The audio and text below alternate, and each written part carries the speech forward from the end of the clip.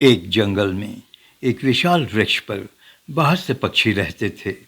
गर्मी का सीजन खत्म होने को था, बरसात आने वाली थी। सभी पक्षियों ने एक मीटिंग की और तय किया कि उन्हें जल्द से जल्द अपने घोंसले की मरम्मत कर लेनी चाहिए, अन्यथा उन्हें बरसात में परेशानी होगी।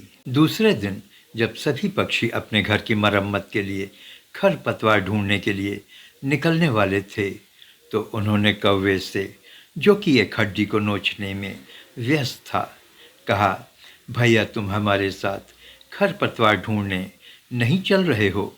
कौवे ने कहा, भाई बरसात के आने में अभी काफ़ी वक्त है।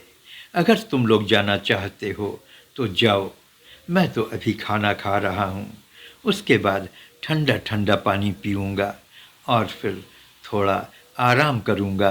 बाकी के पक्षी कौवे की बात सुनकर कौवे को वहीं छोड़कर खरपतवार की तलाश में निकल पड़े। ये पक्षी रोज सुबह जब कौवे को अपने साथ चलने को कहते तो वह उन्हें कोई न कोई बहाना बनाकर टाल देता। वक्त गुजरता गया, आसमान में हल्के बादल आने शुरू हो गए और एक दिन जोरों की वर्षा होने लगी। कौवा घबरा गया और पानी से बचने के लिए पेड़ के कभी इस डाल पर जाता तो कभी उस डाल पर जाता, लेकिन बरसात से उसे कोई राहत नहीं मिली। उसने सोचा कि क्यों न अब अपने टूटे घोंसले को ठीक कर लें, लेकिन देर हो चुकी थी। खेतों में सारे खरपतवार भीग चुके थे।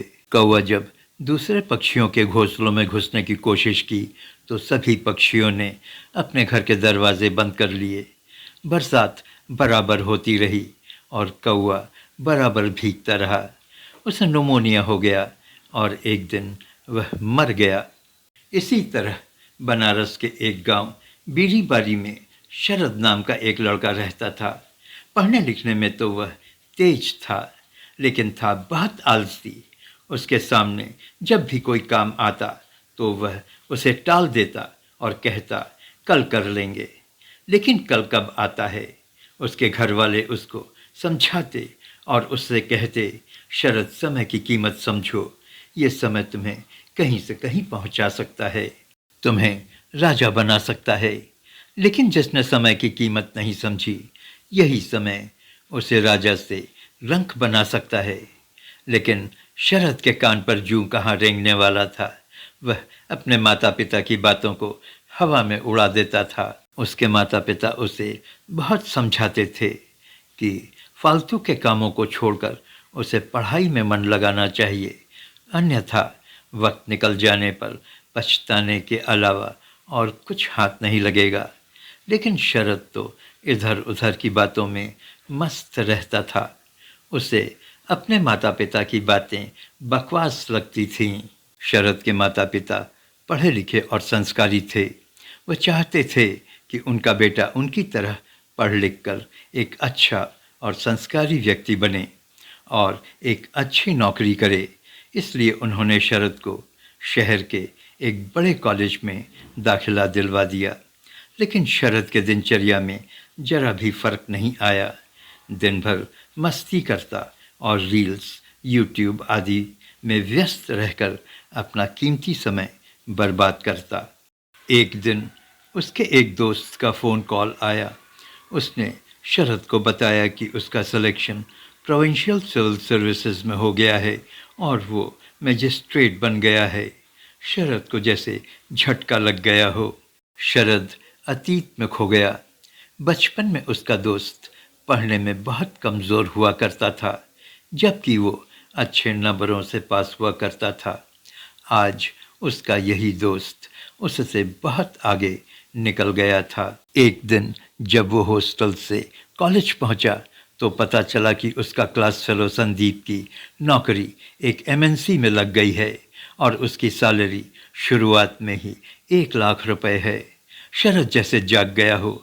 उसे अपने से घृणा होने लगी। एक एक कर उसके सभी दोस्तों की अच्छी अच्छी जगहों पर नौकरी लगती जा रही थी और वो एक नकारा साबित हुआ था। इसी कश्मकश में दुखी होकर वह बनारस के दशाश्वमेध घाट की सीढ़ियों पर जा बैठा। तभी उधर से एक साधु महाराज निकले। शरद को दुखी देख साधु महाराज शरद से बोले, बेटा क्या बात है, तुम मुझे बहुत दुखी लग रहे हो।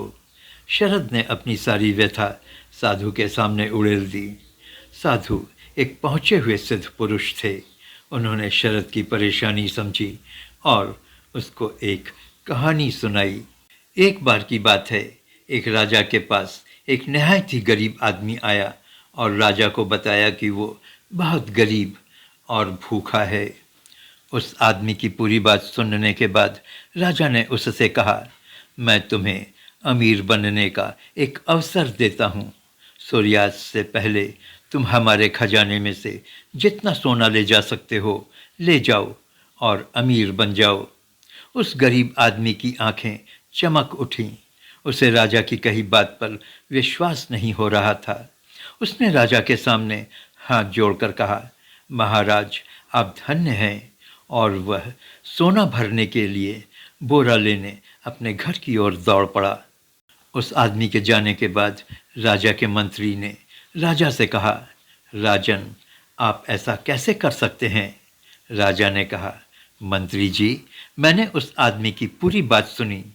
वह एक आलसी और नकारा व्यक्ति है। तुम देखना वह यहाँ तक पहुँच ही नहीं सकेगा।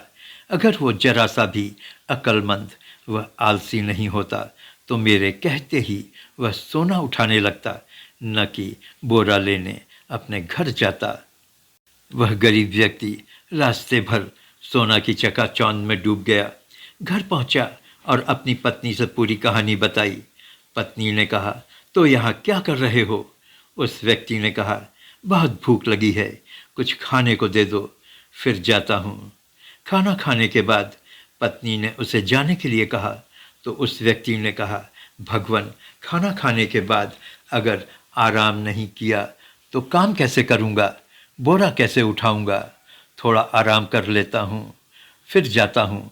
और लेटते ही उसे नींद आ गई। 3 घंटे के बाद जब उसकी पत्नी से रहा नहीं गया तो उसे उठाकर राजा के यहाँ जाने को कहा, मगर वो आदमी तो आलसी था। बहाना बनाते हुए उसने कहा, भाई अभी सूर्यास्त में बहुत देर है, पूरे 3 घंटे बाकी हैं, परेशान क्यों होती हो, अभी तो बहुत वक्त बाकी है। और वह अपने कंधे पर बोरा रखकर राजमहल की ओर निकल पड़ा। रास्ते में बहुत धूप थी। प्यास लगने पर वह पानी की तलाश करने लगा। कुछ ही दूर पर एक नदी थी। वहाँ से वह पानी पीकर निकला तो रास्ते में उसे एक घना वृक्ष मिला। उस वृक्ष के तले उसे नींद आने लगी। उसने सोचा, थोड़ा आराम करके राजमहल जाता हूँ। और ठंडी हवा की झोंकों ने उसे फिर से सुला दिया। इस बार जब उसकी नींद टूटी तो आसमान का रंग बदल चुका था। सूरज ढलने को था। वह घबरा गया, राजमहल की ओर दौड़ पड़ा, इस उम्मीद में कि उसे थोड़ा सा सोना ही मिल जाए। पर जब वो महल पहुंचा तो महल के दरवाजे बंद हो चुके थे। सूरज पूरी तरह ढल चुका था। उस आदमी की किस्मत फूट चुकी थी। वह गरीब का गरीब ही रह गया था। किस्मत उसके दरवाजे पर दस्तक देकर लौट चुकी थी। उसके आलस्य ने उसे बर्बाद कर दिया था। शरद समझ चुका था। वह निशब्द साधु को देख रहा था। उसने साधु महाराज से कहा, बाबा मैं आपकी बात समझ चुका हूँ। मुझे अपनी गलती का एहसास हो गया है। शरद अपने हॉस्टल लौटा और उसने इस कदर मेहनत की कि उसका यूपीएससी में सिलेक्शन हो गया और वह कलेक्टर बन गया। उसने मन ही मन उस साधु को धन्यवाद दिया। आप नमस्ते हिंदुस्तान देख रहे हैं।